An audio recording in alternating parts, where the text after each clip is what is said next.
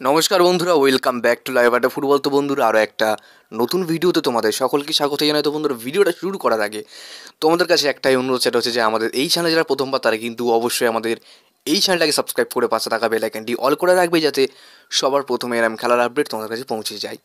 তো বন্ধুরা, থাম্বনেলটা দেখে তোমরা অবশ্যই বুঝতে পেরেছো যে আজকে কোন টপিকে ভিডিওটা আলোচনা হবে, এবং তোমরা যারা চ্যানেলে নতুন এসে তারা কিন্তু অবশ্যই চ্যানেলটাকে সাবস্ক্রাইব করে দিও। তো বন্ধুরা, হ্যাঁ, তোমরা থাম্বনেলে যেটা দেখেছো এটা কিন্তু পুরোপুরি সত্যি, এবং আজকে এইটা নিয়ে পুনরাবৃত্তি আলোচনা করব।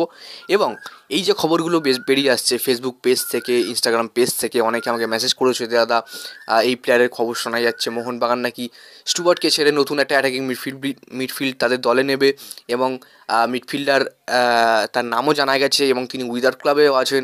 তার বর্তমান মার্কেট ভ্যালু কিন্তু 2 কোটি টাকা। তো এরকম অনেক নানা রকম কথা তোমরা বলে আসছো আমাকে, এবং সেই জন্যে আজকে কিন্তু তোমাদের জন্যই আজকে ভিডিওটা করা।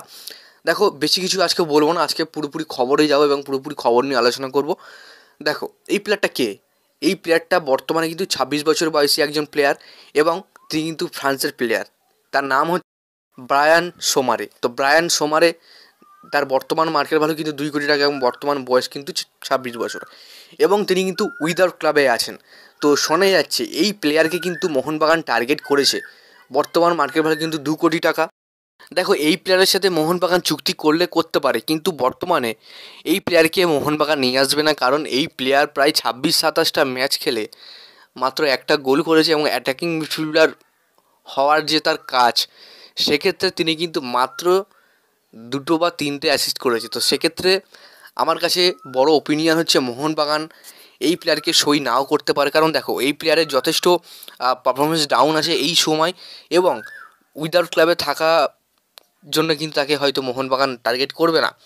তো জানি না তোমরা কোথা থেকে খবরটা পেয়েছো, এবং কারা এসব খবরগুলো ছড়াচ্ছে যে মোহনবাগান তারা এই প্লেয়ারের সাথে কথাবার্তা চালাচ্ছে। এবং আমি তোমাদেরকে স্পষ্ট একটা কথা বলতে চাই, দেখো, বর্তমানে মোহনবাগানের সাথে লাস্ট ম্যাচ ছিল গ্রেগ স্টুয়ার্টের, এবং গ্রেগ স্টুয়ার্ট তিনি কিন্তু সামনের মরশুমে মোহনবাগান দল ছাড়ছেন, এটা কিন্তু কনফার্ম।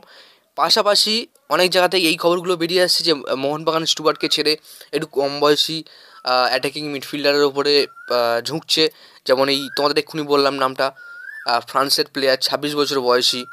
হ্যাঁ, তো দেখো, এই মুহূর্তে মোহনবাগান চাইলেও কিন্তু মোহনবাগান নতুন প্লেয়ার সই করাতে পারে। তাদের কাছে টাকার কোনো অভাব নেই, কারণ মোহনবাগান তারা কিন্তু অনেক বড় বড় নাম সই করেছে, McLaren, Jason Cummings, Petratos, Alberto.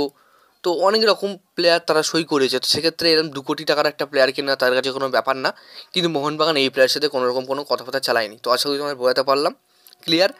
তো যাই বন্ধুরা, ভিডিওটা আজকের জন্য এতটাই ছিল। ভিডিওটা ভালো লাইক করে দিও, চ্যানেলের প্রথমবারের জন্য হয়তো চ্যানেলটাকে সাবস্ক্রাইব করে পাশে থাকা বেল আইকনটি অল করে রেখো। ধন্যবাদ।